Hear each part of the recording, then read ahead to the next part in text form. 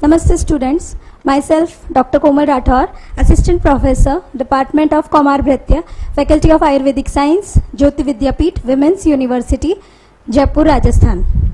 Students, हम जो कुमार भृत्य की सीरीज में हम चैप्टर्स पढ़ रहे हैं उसमें अब हमारा नेक्स्ट टॉपिक है क्लासिफिकेशन ऑफ एज।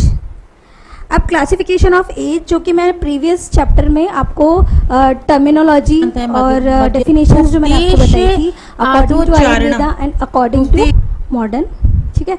तो उस टर्मिनोलॉजी और टर्मिनोलॉजी और डेफिनेशंस को आगे बढ़ाते हुए अब मैं क्लासिफिकेशन की तरफ आपको ले जाऊंगी। लेकिन जो हमारा थोड़ा सा प्रीवियस टॉपिक में गेस्टेशनल एज जो मैं आपको बता रही थी, गेस्टेशनल एज देखिए,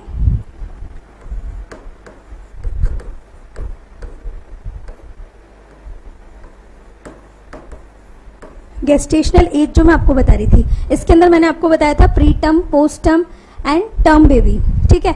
तो प्री टर्म, पोस्ट टर्म और जो टर्म बेबी जो थे जिसके अंदर आपको मैंने ये बताया, लेकिन उससे पहले प्री टर्म, पोस्ट टर्म और टर्म बेबी जानने के लिए हमें पहले ये भी पता होना चाहिए कि बेबी का बर्थ कितना होना चाहिए। मतलब अब हम जो गेस्टेशनल एज जो हमने देखी थी मैं आपको बता देती हूँ, इसमें प्री टर्म, टर्म और पोस्ट टर्म।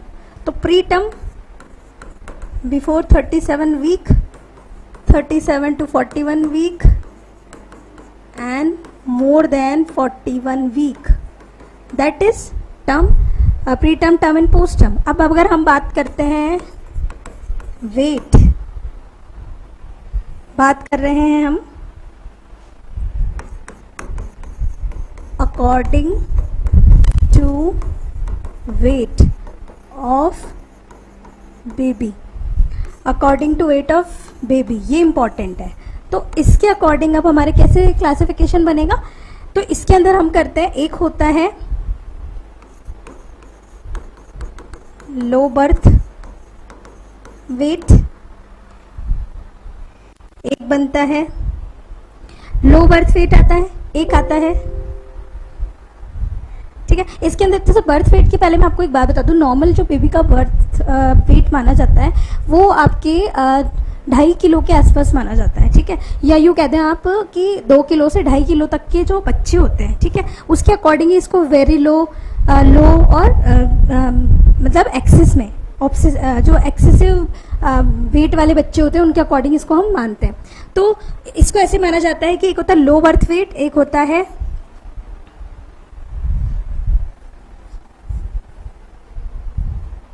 ठीक है। तो पहले मैं यहां लिख देती हूँ, इसका वेट होना चाहिए लगभग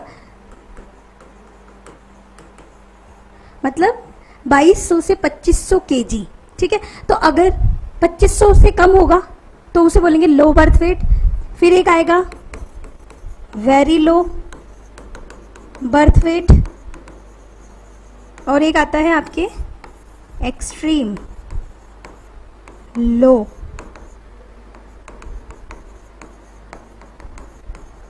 इसको मैं थोड़ा दूसरे पेन से लिख देती हूँ, इजी टू,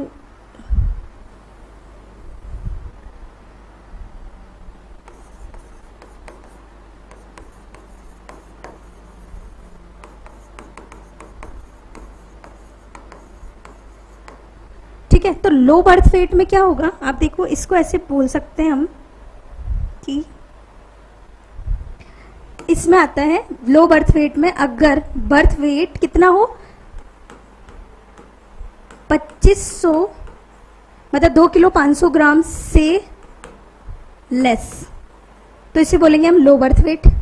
अगर वेरी लो बर्थ की बात करें तो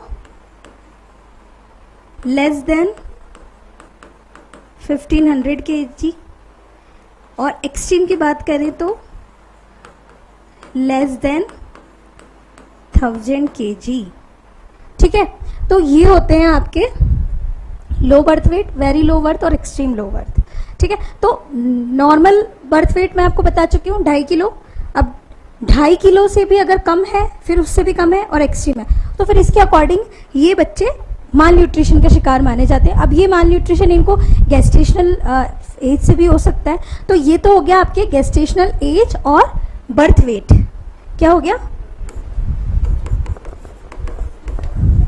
ठीक है, अब मैं बात करती हूँ से हम दूसरी बार हो गए पद वेस्ट और इसमें संस्कृत जेवियन कविता students body weight and Sanskrit भाषा उत्पत्ति से तरीके से वर्ण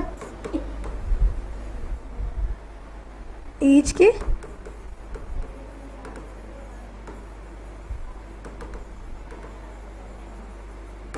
इसके अकॉर्डिंग क्लासिफिकेशन देखेंगे हम, बॉडी वेट है जेस्टेशनल एज के अकॉर्डिंग क्लासिफिकेशन देखेंगे। तो इसके अंदर आप ये आते हैं, देखिए मैं आपको एक चीज बता देती हूँ, जैसे कि समुपसर्ग है, क्री धातु है और इसमें तरीके टर्म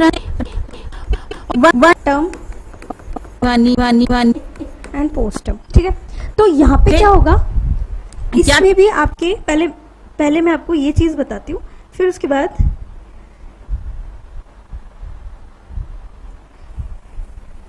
पहले आप ये चीज देखिए ना, इसमें आपको एक चीज पता होनी चाहिए, एक होता है गेस्टेशनल एज और एक होता है स्मॉल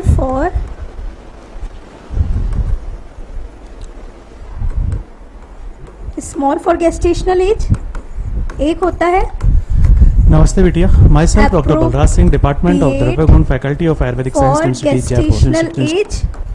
थर्ड होता है रक्त मांस मेद अस्थि मज्जा शुक्र, जो लार्ज पढ़ते हैं वहाँ ये विषय है वो क्या कहलाता है, रस कहलाता है। गेस्टेशनल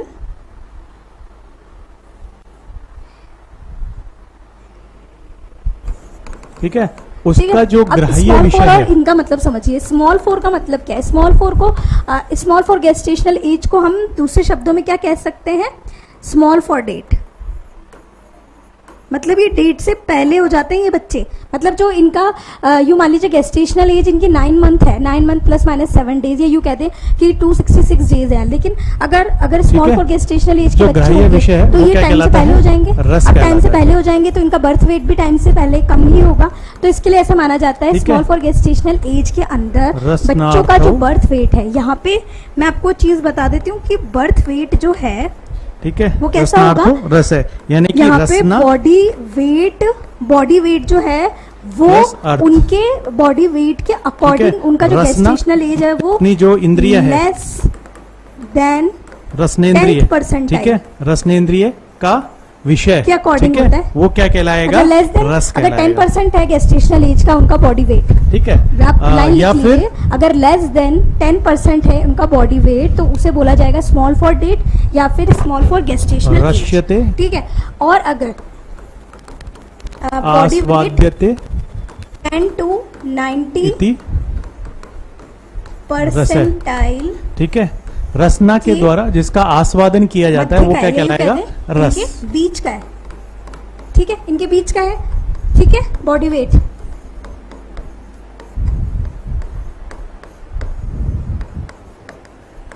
इसको आप ऐसे समझ सकते हैं,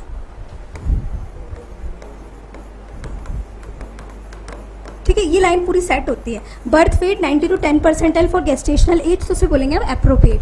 अब एप्रोप्रिएट हमने ये फिक्स कर दिया, अगर इससे कम है तो इसे बोलेंगे स्मॉल। तो हमारा यहाँ पे क्लियर है कि रस्यते आस्वादित इति रस, जिसका रसना के द्वारा आस्वादन किया जाता है, या रसनार्थो रस है, रसना का जो अर्थ है, रसना का जो ग्राह्य विषय है वो क्या कहलाएगा, रस कहलाएगा।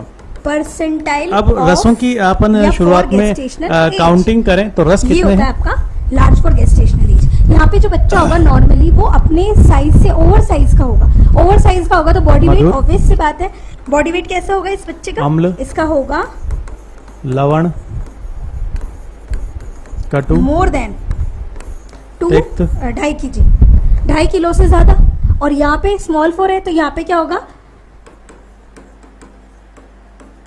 किलो से लेस, इससे कम, और एप्रोप्रिएट में 2.5 kg तक, है ना, 2200 से इतने तक का। ठीक है, तो ये बात आप जरूर ध्यान रखिए कि स्मॉल फॉर डेट और इनसे क्या लेना देना। अब मैं इसमें एक चीज और बता देती हूँ आपको कि अब जो गेस्टेशनल एज है उसको ऐसे देखते हैं, देखो प्री टर्म में भी 3 कैटेगरी, ठीक है, सेकेंड टर्म में भी 3 कैटेगरी, और पोस्ट टर्म में भी 3 कैटेगरी होगी। अब 3 कैटेगरी कैसे होगी देखो, जैसे प्री टर्म में भी शॉर्ट फॉर गेस्टेशनल एज, ठीक है, अप्रोप्रिएट गेस्टेशनल एज, और इसके लिए होगा लार्ज फॉर गेस्टेशनल एज, ठीक है। सेम ऐसे ही SF-A, AP-A और LP-A, ऐसे इसके लिए भी SF-A, APA और LPA। अब यहाँ पे आप देख लो अभी क्या होता है, SF-A क्या होगा, शॉर्ट फॉर गेस्टेशनल एज या शॉर्ट फॉर एज। दूसरा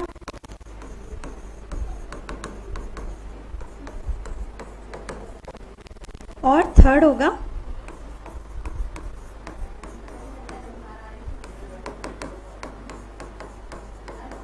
ठीक है। तो ये जो मैंने 3 टर्म लिखी है, ये आप term, pre term and post term के लिए भी लिख सकते हैं। यहाँ पे आप इनकी एज, अब देखिए यहाँ पे 3 चीजें आ गई, एज, वेट और इनका गेस्टेशनल एज, है ना। तो आप ये क्या हुआ क्लासिफिकेशन, इस क्लासिफिकेशन का नाम क्या है, classification of birth weight between gestational age, ठीक है। तो बर्थ वेट और गेस्टेशनल एज हो गया प्री टर्म, टर्म, और ये इसके एज को बताता है, ठीक है। तो ऐसे करके ये 3 क्राइटेरिया जो है वो इनके बनते हैं। इसके बाद मैं आपको ये चीज बताना चाहती थी कि इन सब के बाद अब आयुर्वेद टर्मिनोलॉजी की बात करें, हम आयुर्वेद टर्मिनोलॉजी की बात करें तो आयुर्वेद टर्मिनोलॉजी में भी, आयुर्वेद में भी वह वर्गीकरण कैसे किया है, आयुर्वेद में वह वर्गीकरण करने का क्या क्राइटेरिया है, ठीक है, कितने रस तरह से है कि इन्होंने क्या बोला है, गर्भ, बाल, अब रसों की अपन शुरुआत, गर्भ, बाल और कुमार, ऐसे देखिए, ठीक है। इसके बाद क्या करेंगे, गर्भ, बाल और कुमार के बाद, इसके बाद देखो गर्भ में भी व्यक्तावस्था और अव्यक्तावस्था, ठीक है। अव्यक्तावस्था में भी ठीक है व्यक्त हो जाएगा, अव्यक्तावस्था में अगर वो व्यक्त नहीं हुआ है तो फिर कलल, घन और सर्व इंद्रियों संपन्न, ये लगभग 3rd मंथ में। तो ये तो होता है आपके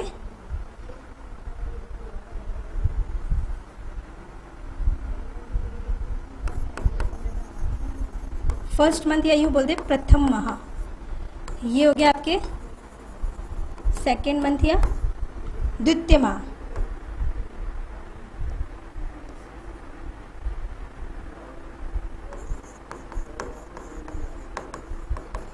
ठीक है। और ये आपके हो जाएगा तृतीय माह में, ठीक है, 3rd मंथ या तृतीय माह।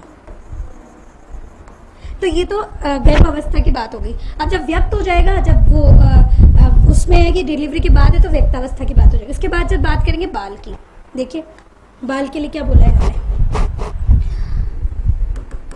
बाल जो होते हैं वो भी 3 प्रकार के बताएं। कैसे बताएं बाल, बाल में आएगा आपके शीरप, शीरन्नाद और अन्नाद, ठीक है। अब बात करें शीरप, शीरन्नाद, अन्नाद की, तो ये 1 वर्ष, ये 2 वर्ष और ये बाद में 3 से 16 वर्ष, ठीक है। इसके बाद कुमार अवस्था की बात करें तो कुमार अवस्था के अंदर आते हैं आपके तीसरी जो अवस्था है, इसके अंदर आपके आ जाएंगे बाल, पौगांड,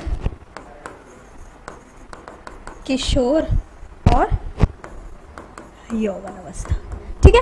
अब इनके बारे में बताऊंगी मैं आपको, 5 से 10 या 5 वर्ष,